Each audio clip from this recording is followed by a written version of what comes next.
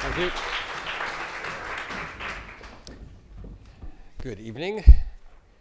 We only have one bust back there, which is Brahms. So he's out today. I have to tell the coyote story again. So if you weren't here, you'll hear it for the first time. 2 weeks ago, when I gave a talk on Schubert's cello quintet, I told the coyote story for a very particular reason. This time, I'm going to tell a slightly shorter version, but it's even more important in this piece than it was then. So it occurred to me I'm not going to skip it just because I already told it. So this coyote story is a Native American tale told by many southwestern tribes. And if you heard it before, then you can make sure I tell it right. It takes place before there were stars in the sky. And great-grandmother spirit gives a jar of stars to first man and says, put these stars in the sky according to the great tradition of this book that I've created an eternity ago. And it's time for you to place the stars in the sky just so.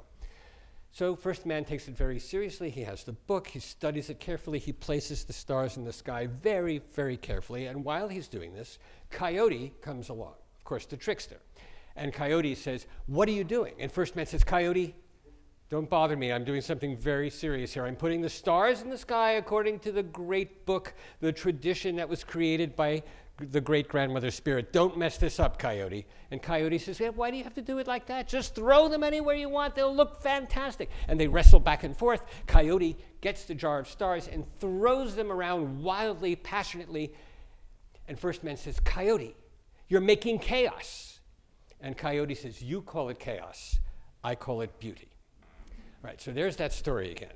Now, in this case, even more than the Schubert, and I won't rehash why I told it for the Schubert, but even more than in the Schubert, this particular slow movement, and maybe all of Brahms's life actually, there is a real pull between the German tradition that he loved, and that, of course, he was German too, but the tradition that he felt he needed to be part of and understand profoundly and deeply, which is the tradition of Bach and Haydn and Mozart and Beethoven and Schubert. And then Brahms, but he didn't know that. Actually, he did. He knew it pretty well. But that tradition and what it meant. And on the other side was an experience he had at age 20, which was his concert tour with the Hungarian violinist Edward Reményi. Now, Reményi was actually a Hungarian Jew, so if you read material from the time, they say he's not really Hungarian. Because if you were Jewish, you couldn't be Hungarian even if you were born there. Probably that sounds familiar. That kind of thing is coming back now. But anyway, he also adapted what was then called, and up until recently called, Gypsy technique, which we now call Romani. If I use the word gypsy, it's partly because all the material that talks about this uses the word gypsy in relationship to the music. So I could use Romani, but I'll probably slip. I might say Zigeuner as well, or any word that means that. On the other side of Reményi, and I'll get back to him in a second, is Joachim. Joseph Joachim, another Hungarian Jewish violinist. But Reményi and Joachim were the complete opposite. Reményi is more like Coyote. And Joachim is more like first man. Neither of them is completely like that because they both studied with the same teacher, the great-grandmother spirit, Joseph Böhm, the great violinist at the Vienna Conservatory, and they both had great violin techniques, and that takes a lot of discipline. So they both had first man qualities.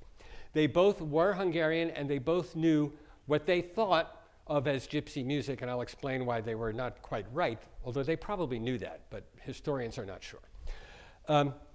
They had a lot in common, but they were extremely different musically, and they both influenced Brahms profoundly, and you can hear both of them in this piece in a way, in a very clear way. So Joseph Joachim was, as a performer, what we would now consider a great classical artist. He played music profoundly. He cared about phrasing. He cared about the composer. He cared about the text. He brought it to life. For example, one of the most famous stories of Joachim, when he was not even 13 years old, and he was studying with Mendelssohn And Mendelssohn conducted the Beethoven Violin Concerto with the Gewandhaus Orchestra, and the soloist was the not quite 13-year-old Joachim. And this was because Mendelssohn wanted people to hear the Beethoven Violin Concerto and appreciate it. It had been a complete flop. It was a disaster. Nobody wanted to hear it. And it had a lot to do with the people who played it originally, who didn't understand it at all. And there's all kinds of famous, terrible stories about people even kidding around and playing funny cadenzas to entertain the audience. Anyway, so the not quite 13-year-old Joachim, with Mendelssohn conducting, became immediately famous by playing the Beethoven Concerto beautifully. And his career continued to be that of a very serious, profound musician who influenced Brahms in terms of composing. And also he and Brahms, for many years, traded composition exercises. And Brahms looked up to Joachim for advice, especially writing for violin, but in composing in generally. And they even sent each other counterpoint exercises.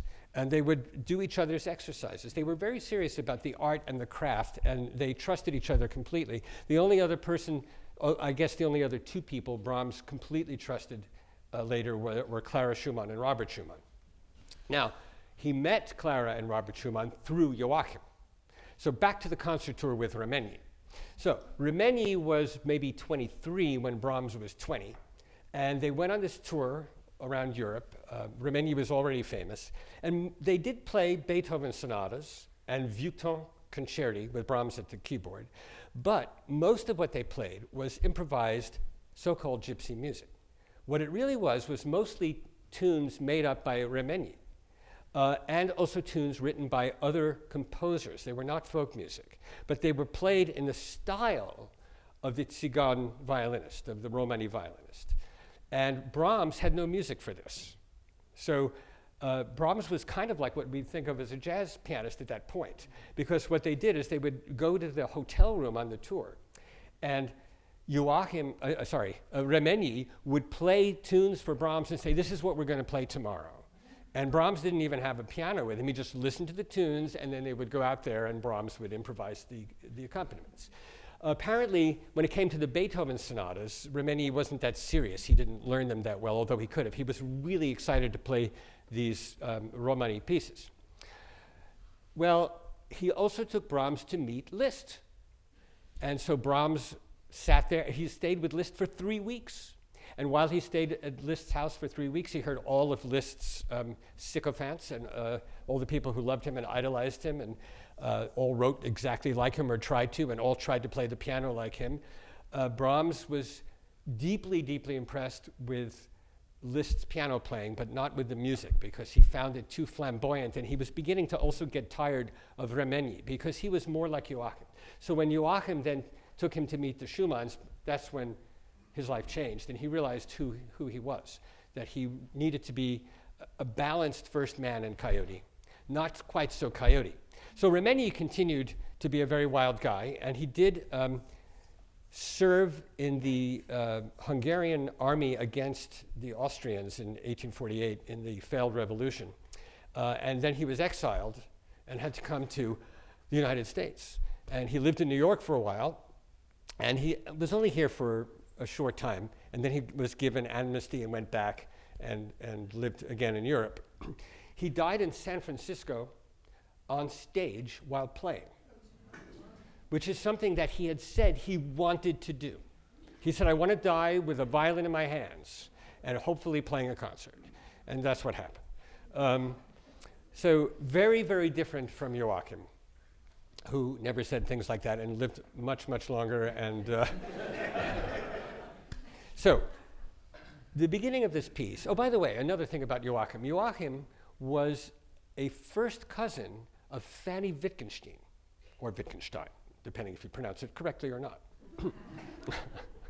And the Wittgenstein family was, of course, the big, eventually the huge family of, again, a Jewish family, obviously related to Joachim, in which you have Ludwig, the philosopher, and you have Paul, the pianist, but she was a cousin of of Carl's mother.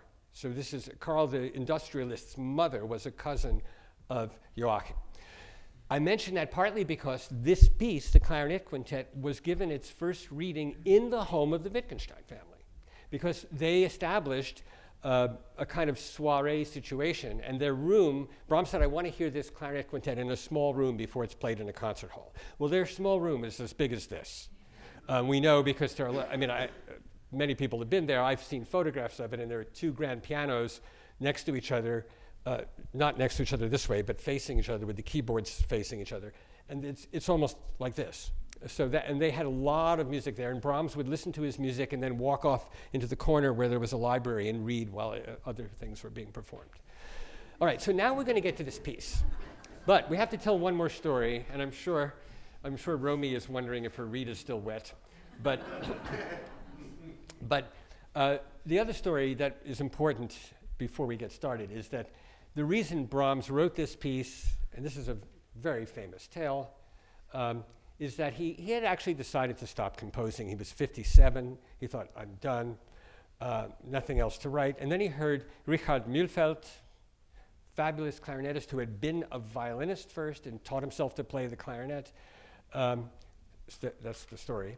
And Brahms loved his playing so much that he called him Fräulein Clarinet because it was like a beautiful soprano. And then he wrote for him the Clarinet Quintet and the Clarinet Trio, and a few years later the Clarinet Sonatas. And so, and of course, then he continued composing. So he did not at all retire, and he continued writing up until basically the death of Clara Schumann, and then he wrote a few things for her in her memory. So we're going to start by hearing the beginning of this piece as Brahms wrote it, and it's quite complex, I think. But I'll tell you the structure of the piece as they get their instruments ready. The structure of this piece is Joachim, Remeni, Joachim. So let's start with Joachim, the beginning of the piece.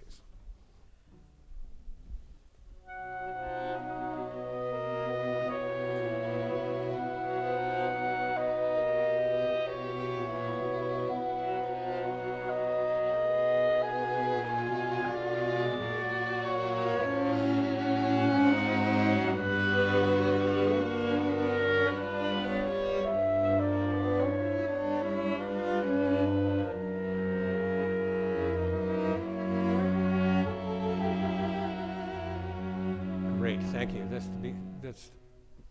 It's hard to stop this. It's so beautiful.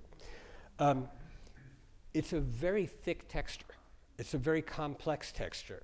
And the harmonies are also very imaginative and rich. So it's an amazing opening. And what I'm going to ask the ensemble to do is I deconstructed it.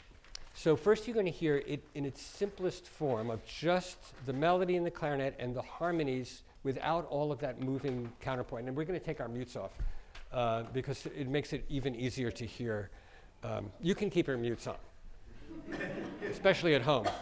But, and so we're going to hear at first a very, very simple, probably what Brahms may have sketched or at least had in his mind before he started to add and elaborate. So here's the basic quality of it.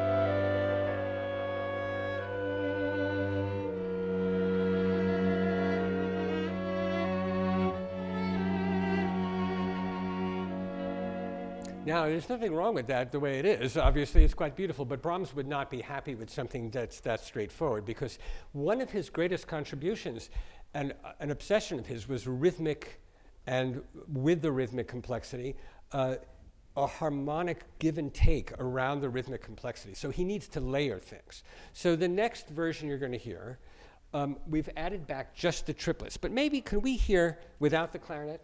We talked about the possibility of my saying that. It's really not easy to do this.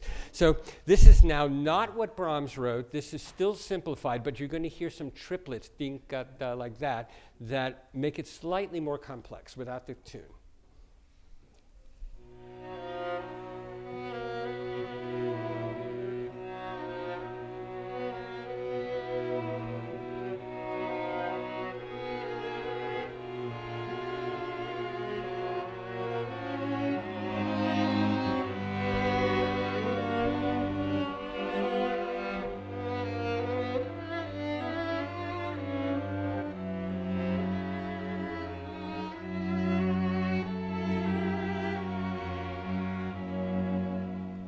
Okay, so that's a little more beautiful. That's without the tune. This is amazing music. I've told you this before, but Brahms, he was a constructualist, a constructivist, I guess you would say. He wrote very simple sketches using just a melody and a bass line first. And then he filled them in the same way that Bach taught his students. So he was still using, in a sense, the bass and the soprano and filling in the inner voices, and he taught composition this way. And he was meticulous at elaboration, with knowing that every aspect of the elaboration had some kind of meaning for him. And I'm going to say it again, but Brahms said he didn't care if it was beautiful. It had to be... Yes, you see what... This is great. There were like 5 or 6 people said unassailable.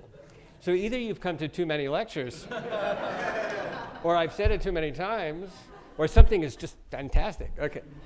Yes, it had to be unassailable. So now let's hear that same thing with the clarinet, because it does add some meaning to it to have the tune.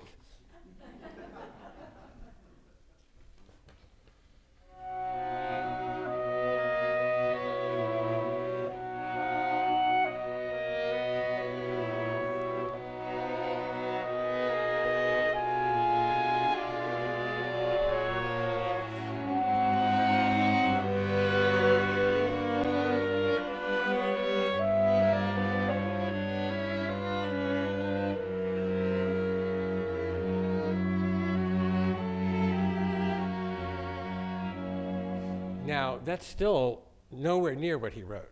There's another level now I'm going to add back. There's a very complex relationship between the clarinet and the first violin. And so maybe before we do... No, let's not. Let's just do the next version. I can feel your tension. This is incredibly complex opening. So now what I did is I took the first violin part, and instead of having it rhythmically syncopated over the bar the way Brahms writes it, I made it very simple. Can you just play the version with the eighth notes? Just you for a moment.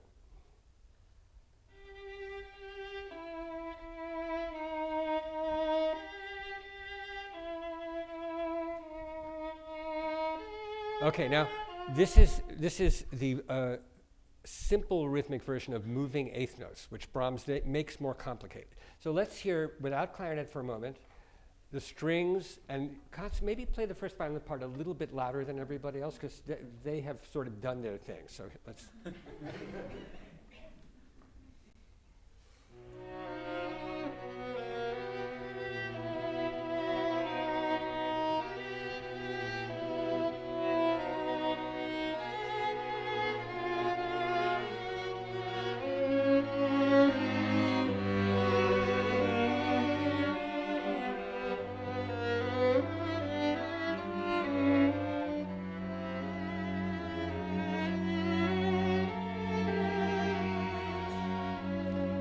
Okay, now let's add the clarinet back, and still the dialogue. Let's concentrate on the dialogue between the clarinet and the first violin, and then we'll do what Brahms really wrote.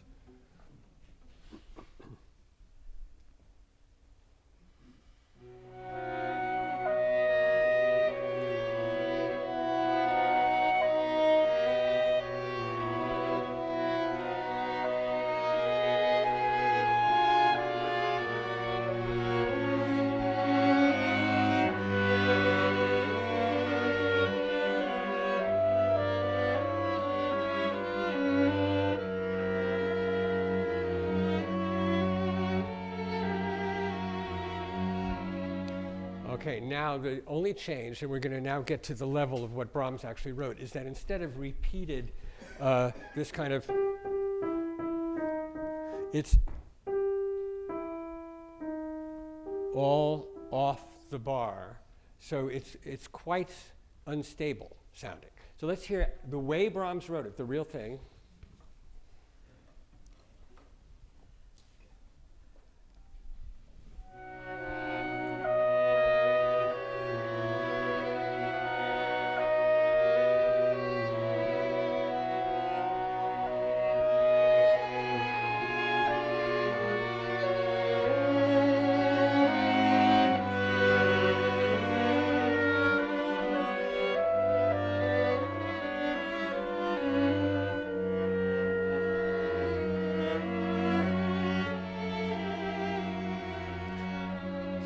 it is incredibly rich and complex, and just even though we got there, if you could do that again and have the three of you play very piano, so we can just hear this strange canon going on here, because that's the hardest part to hear.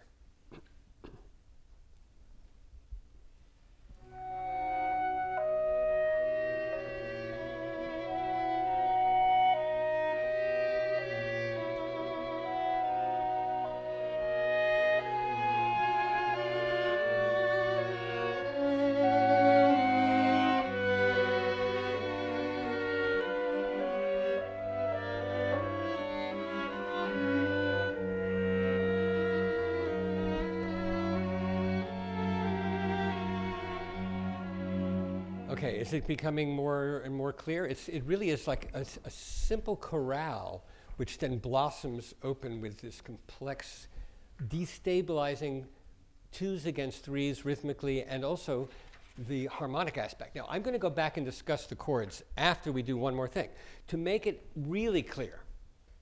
I mean, really clear, because I'm not sure how clear that was. I took a tune that really should never be treated that way. The Gift to Be Simple, the shaker tune that Aaron Copland used in Appalachian Spring. And I did the same treatment to it as Brahms. So first we're going to hear the tune, Gift to Be Simple, played in a simple way. Now, by the way, the Brahms, in its simple version, still had rich, complex harmony. This doesn't, but it will. Okay?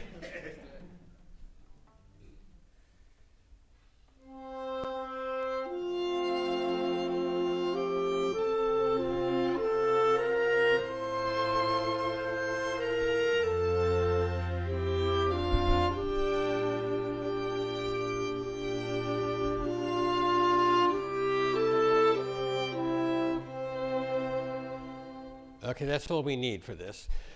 So here's a version, the same kind of thing. You're beginning to hear triplets appearing. I also had to make the harmony more interesting right away, because if there are triplets appearing in the Brahmsian manner, those triplets will, for example, if you have a chord like this, those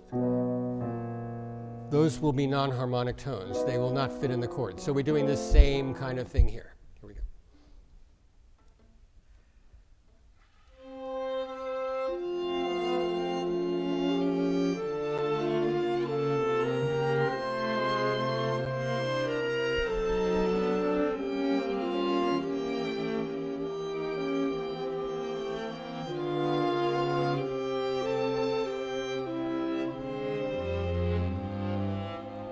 Okay, stop there. Now one more, which I didn't do the syncopation.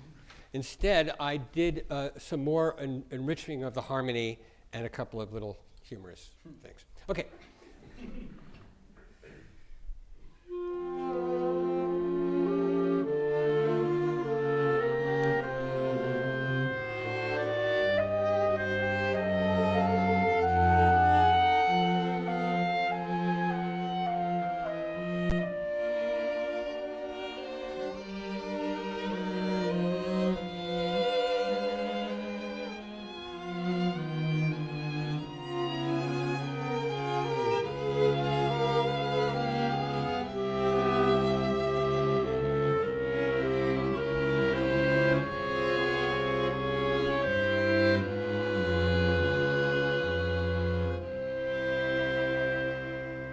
$10 points if you heard the quote from something. Anybody get the quote? Okay, that row with the musicians. What? Yes, piano quintet, that's good, because those over there are my wife and somebody else. Is that Emma? Yeah, Emma, good, yeah, another the cheater. Okay, so now I want to say something about the harmony of Brahms here. Going back to the simple version. But before I even get to that, I have one more other thing. You know, a few musicologists, especially Maynard Solomon, mentioned that to him, Brahms was paying homage to Mozart with this movement. And he was thinking, this is the Brahms, right? But what about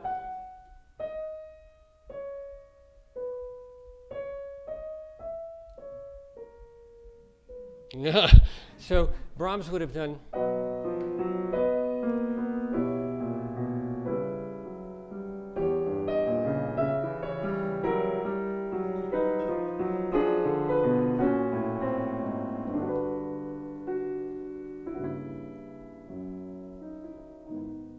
It's a little weird. Okay, that's enough of a humor for now. Now getting back to the opening, the actual harmony. This chord makes you feel that it has to be the Romantic period. It's probably Brahms, could be Mendelssohn. Why is Schumann? This one chord. It's very simple reason, and it's important to know this because it's going to manifest itself in other ways. Because it's not in B major. This is the chord in B major. In other words, this note has been flatted, and that's from B minor. So when Brahms writes a phrase that starts in B major and then it goes to B minor, that is already a very romantic thing to do. You do not find that in classical composing, meaning Haydn, Mozart, and Beethoven. They mix major and minor in other ways, but they're juxtaposed. They're in opposition. They're not mixed. By time Brahms is doing this, it's already, Chopin has done it, Mendelssohn has done it a little bit, and Schumann, of course, has done it a lot. But with Brahms, he has his own method. And what's going to be different about Brahms, I'm warning you, because I'll tell you in a minute. So, not when he does something like that, he is setting up something more intense.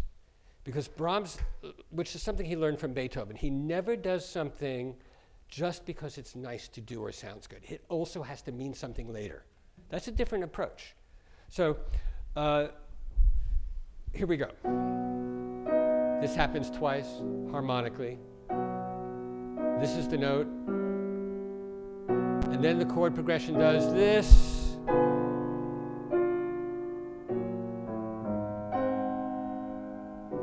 Now this chord progression, you will not find that anywhere. This is really unusual. You may find it in other Brahms, but I don't even think so. This is a weird moment. And it's extremely beautiful. And I'll say, I have tried to come up with a number of ways to explain to you how weird this is and how beautiful it is. You can hear how beautiful it is. But anyway, right here, this chord doesn't usually go here. It usually goes to C sharp minor. And then the chord progression would have done this.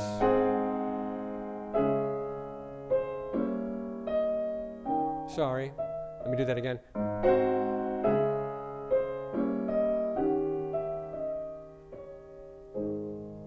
He would have ended up in C sharp minor, because this chord is in the key of C sharp minor. So that's what you would expect. Or this chord, romantically, could have gone here. That's another common resolution. So he could have done that.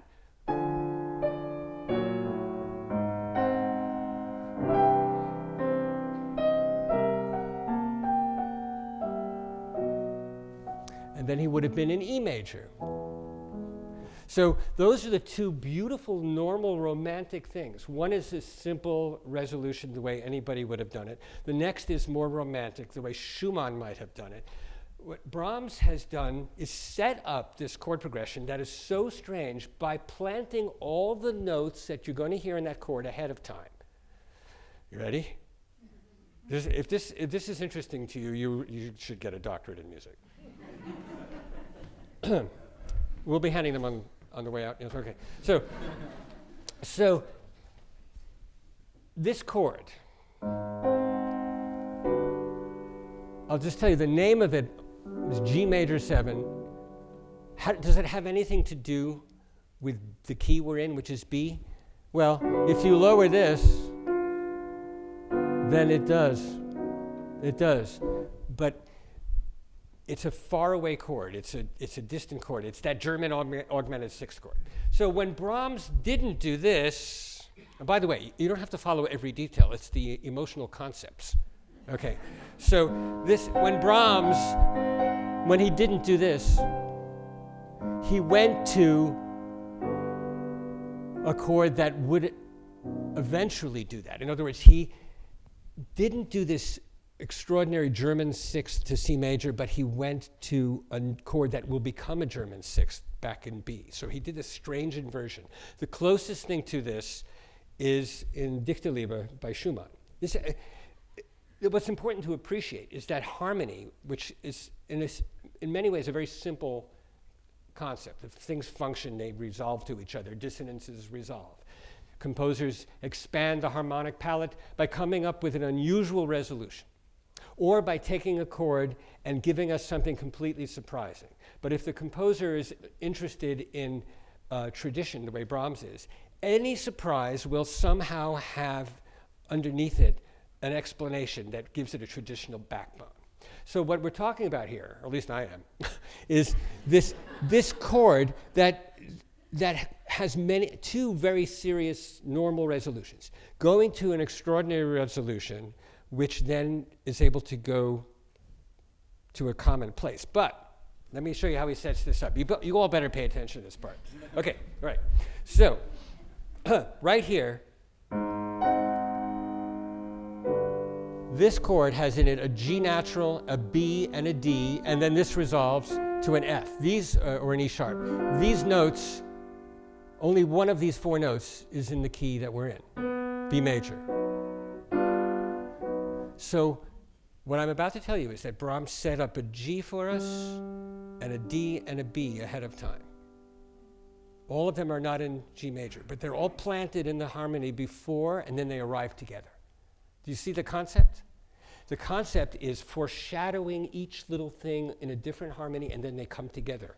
And that's why it's so satisfying. You've actually been set up like a magician.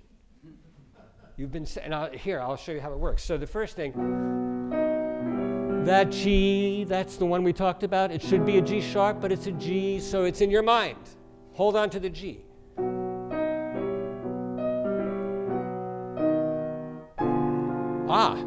The E sharp and the D.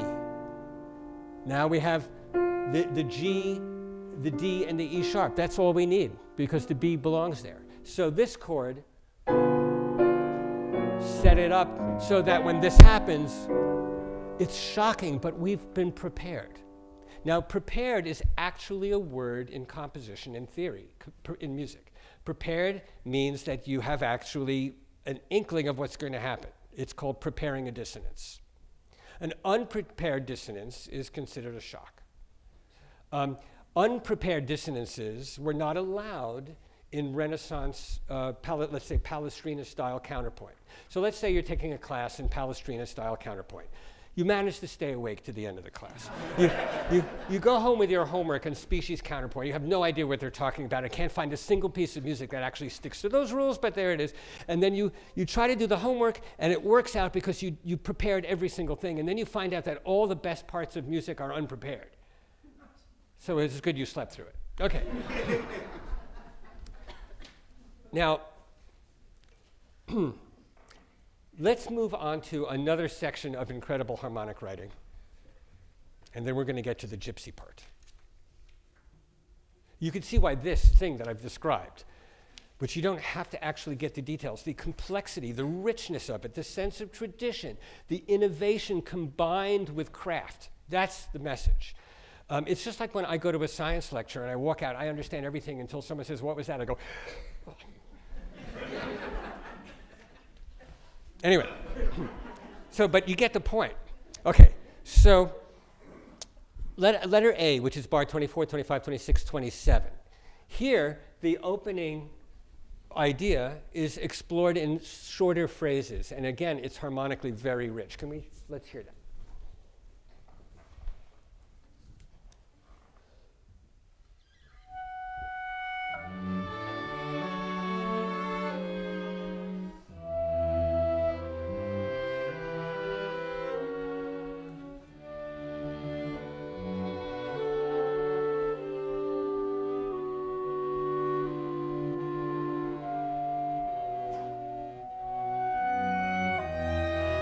Okay, that's good. The reason I wanted you to play that extra measure is that he's already changed something. When the tune comes back there, it's not that anymore. He's moved the chord. In the beginning, the chord changes are so hard to, you're not sure where they are because they're wandering and they're triplets and their rhythm is quite complex. So this beautiful chord that has the G is now clearly rock solid on the second beat. And that turns this D sharp into a dissonant note. Instead of being, it's dissonant right there because it's not in the chord. So Brahms has, again, he's very thoughtful. He's thinking, I'm bringing the music back.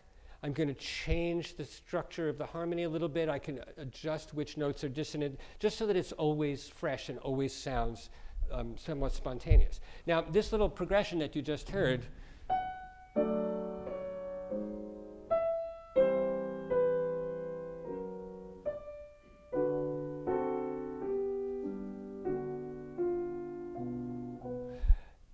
has a couple of interesting things going on, and I don't want to get technical, but I'll say one thing that is definitely in Brahms's mind is, and this is something that comes from Bach, and his great composers have always been obsessed with this thing, and with Brahms it's very different.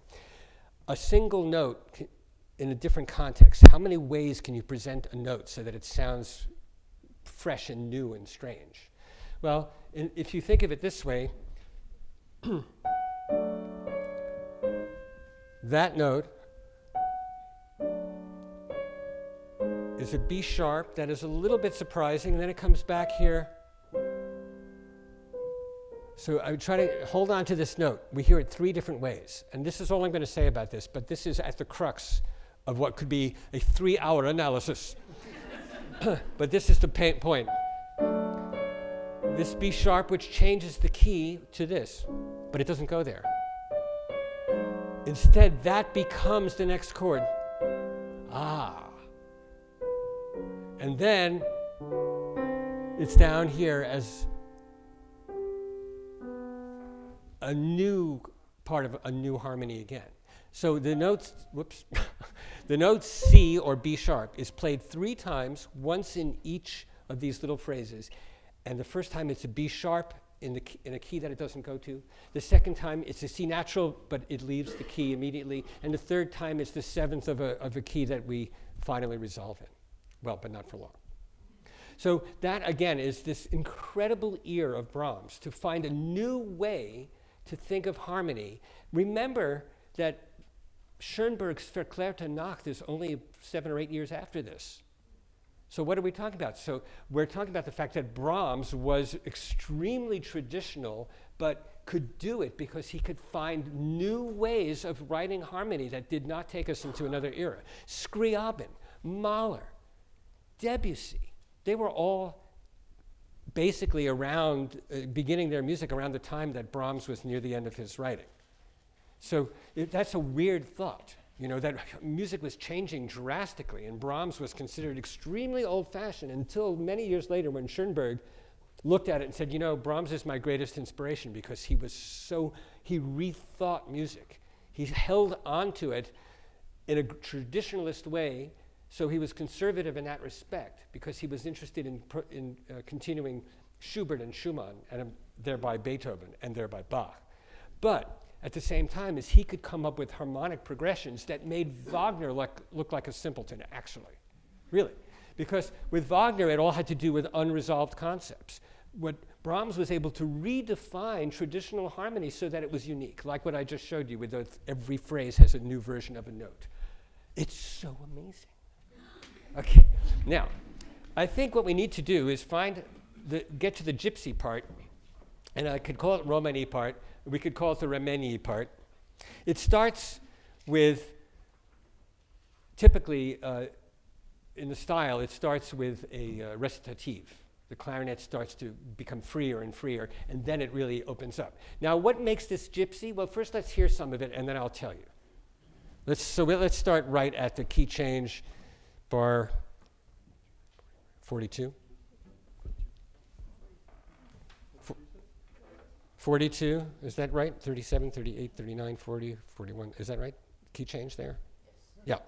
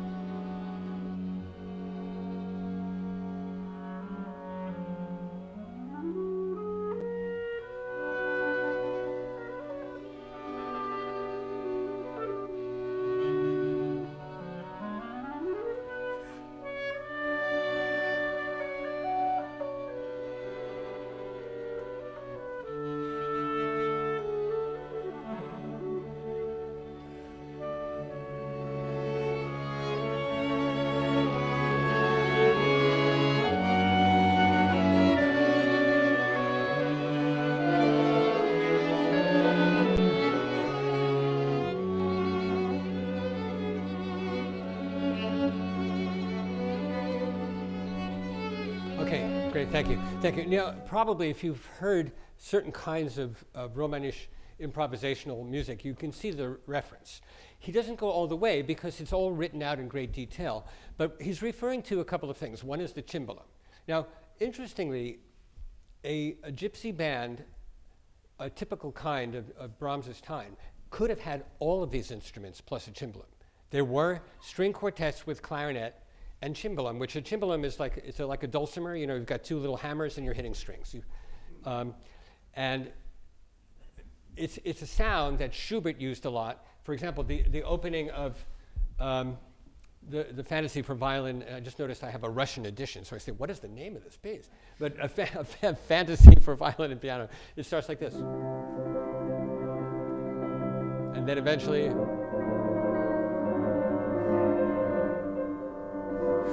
why is he doing that? Why doesn't he do something like that? Because he's doing the cimbalom sound. Schubert also loved it. Schubert uses references to the Hungarian style, which is, I'll explain that in a moment, in the cello quintet that you heard recently. Quite a few places. There's the slow introductions, which are like this, with recitatives and tremolos and the relationship of a feeling of improvisation, especially in the solo instrument. They would take a song and then do a slow cimbalom trill and an improvisation around the song to get started, and then it would all get fast and go into a dance of a certain type. So the opening that I'm calling Joachim, the opening beautiful part that we listen to, is like the song, which is now turned into this, because the tune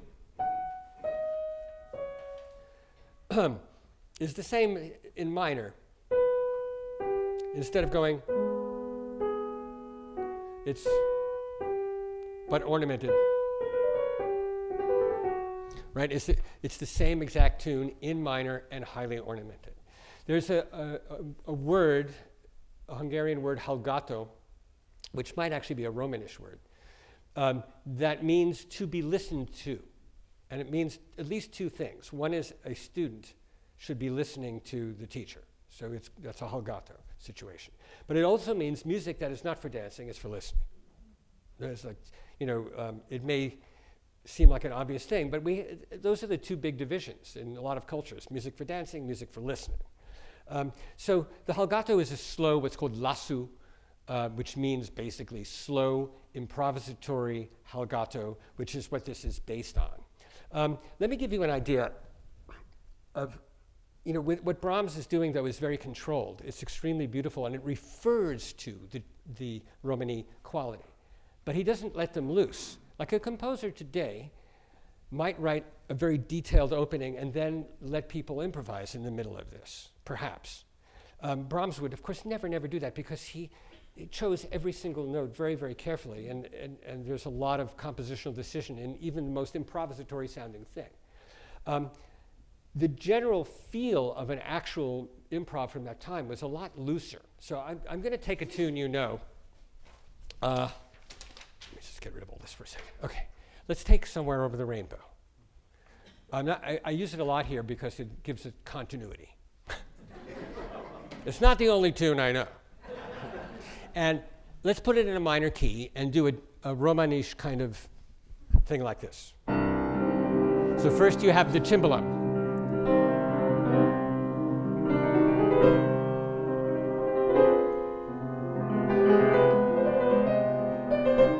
Did you follow that so far? Okay, again.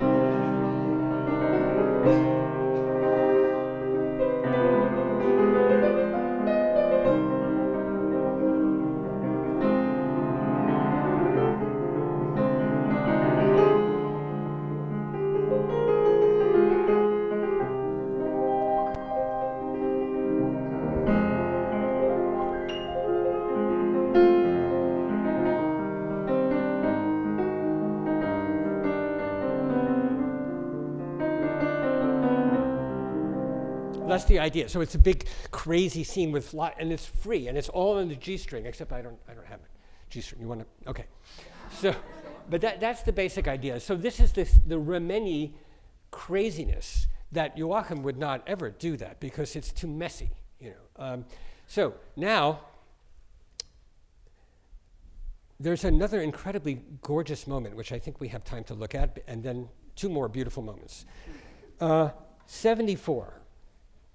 Here's something that is a little break in the Romanish section, where the detailed harmonic thinking of the opening comes back in the midst of the Gypsy section. Let's hear some of that.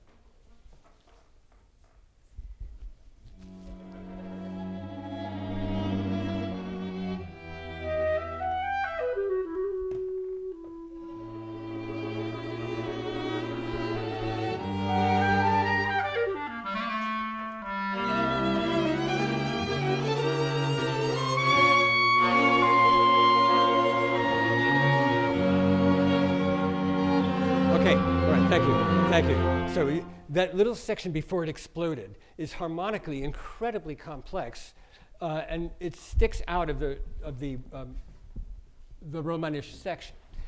And this is, again, Brahms once again has found simple chords that are from the great tradition of classical harmony, but what he's doing with them is brand new and actually points very forward into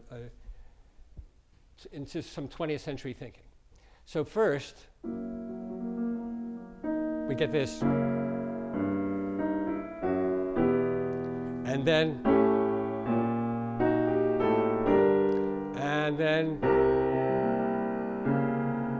eventually, that's the outline of it. So what's simple about it is that the end of each phrase goes down a fifth. And then down. So you get this I'm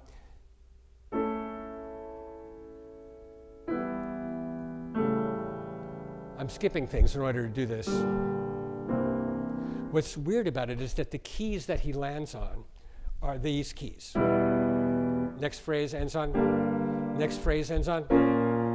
These are minor thirds apart. And so he's dividing the chromatic palette. He's dividing the possible keys into minor thirds. This actually is a new way of thinking of harmony that was getting more and more intense in this period. It started with Schubert, and he only does it in one piece, G major string quartet. Then Liszt does it quite a bit.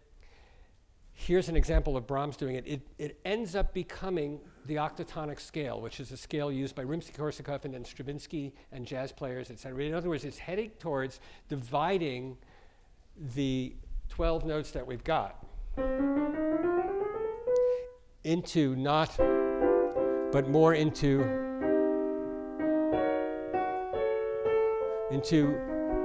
symmetrical divisions. So again, this is very technical, but it's an example of how Brahms, writing something that just goes by you like that, it could have been much simpler, has in it an unassailable, innovative, highly imaginative concept of how harmony works. There's nothing that complex in Wagner. I'm not kidding you. There really isn't. Brahms's devotion to trying to extend the way we could use the vocabulary of traditional harmony is unprecedented. Mahler is close in places, but they all, Mahler and Scriabin and Debussy, they all changed all the rules so that they could do these beautiful, incredible things. Especially Debussy changed all the rules of how harmony works. Brilliant, innovative, amazing things. What Brahms did that's so strange is he didn't change any rules. He refused to do that. He played by the book, like First Man, but had a coyote temperament. And here you have both musically, compositionally and performance-wise in terms of style, you have the First Man and the coyote. The First Man, Joachim, Brahms, Bach, and you don't change the rules, you redefine what you're doing, but stay within the bounds of tradition completely, which is a very hard thing to do. Like, to say as an assignment to a class, do whatever you want, make up some crazy chords, that's not a hard assignment. Say, play by the rules, don't break any rules, but give me something no one's ever written before harmonically. Right, okay, I'm not coming back to this class. But that's what Brahms does continually. Now, a beautiful thing happens at the return. So we've had Joachim, we've had Romanie Gypsy music, and now it comes back, the opening comes back. It comes back in a strange way because the transition happens and the piece, second part starts at the same moment. Let's see if we can hear that, and then I'll say something about it. Let's start at bar 86. Listen carefully to what happens when the first violin starts to play the tune again, and then we'll go on.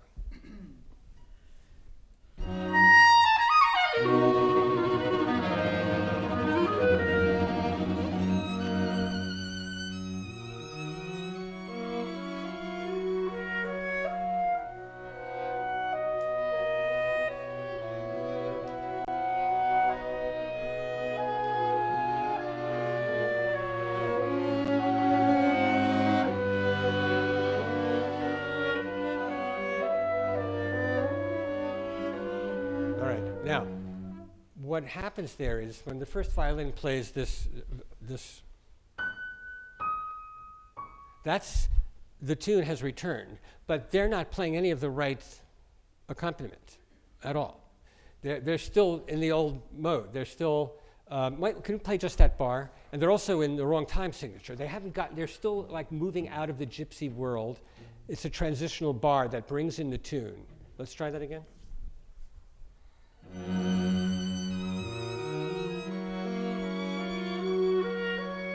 And then, but this is not the beginning.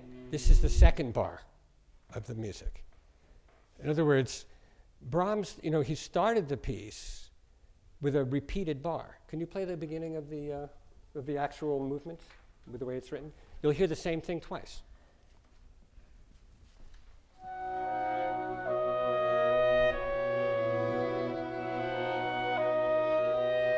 Okay, so when the transition comes back, he only needs to do it once, because the first time you hear that tune, he's still moving in a transition.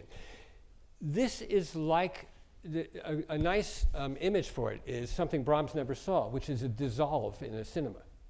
When you have this scene is ending and for a moment you sort of see both things and then it becomes clear. That dissolve, there was no way Brahms could have known that as a cinematic technique, obviously.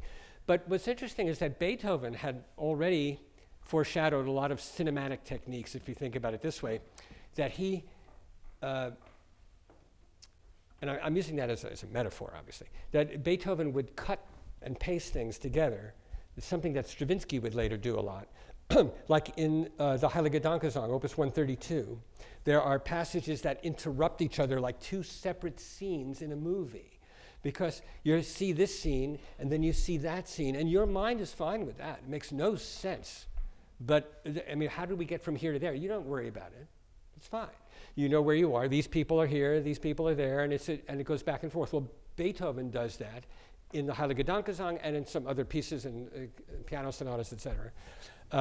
And Brahms, I think, perhaps intuitively, but also intellectually, thought about transitions, also trying to redefine what a transition is. He could have just had the harmonic transition and then gone right back to the beginning, and you would have heard the same bar twice, and it would have been very obvious. But that is not part of his mentality, because the mentality is always finding a new way to do something familiar. So here he comes up with a dissolve. There are very few of these in music. In order to make it work, he had to write something that had the same bar twice. That's not a problem. Symmetry is normal. So that's an incredible moment, which is also emotionally like waking up from a dream. He was in his Hungarian dream because he hasn't actually done any of that kind of playing since he was 20 years old. And here he is in his 60s writing this piece, thinking about Romanie and the tours they did and the gypsy players. So he's got it, when he wakes up from that dream, there's a transition moment in the wrong bar, and there's like, oh yeah, I'm back with this piece the way it started, right? Okay. I think that brings us to the coda. Now the coda, which starts at bar pianissimo, bar 123, 124, 125, 26, 127, 128. Well, actually right before it, 2 bars before that, 123, 124, 125, 126. We have, before you play it, before the first time we heard this become minor. and then it went into the Gypsy part. This time, it moves, it stays in the same key, and I'll let them play that. But I'm just going to warn you that what he does now is he resolves the one thing from the very beginning that I mentioned, which is that G natural that puts us in B minor. Remember this? This chord? This time, it comes back with the G sharp. The G natural comes back for a moment, but not in that chord. And then it resolves. So the big deal here is that this da da da da da, this G sharp, if it had been, it would have been just like what we've heard 100 times, but he's saying, okay, it's over. I'm putting the G sharp back. So don't worry. And then he gives you a momentary G natural in a different harmony and resolves. So let's hear just the coda.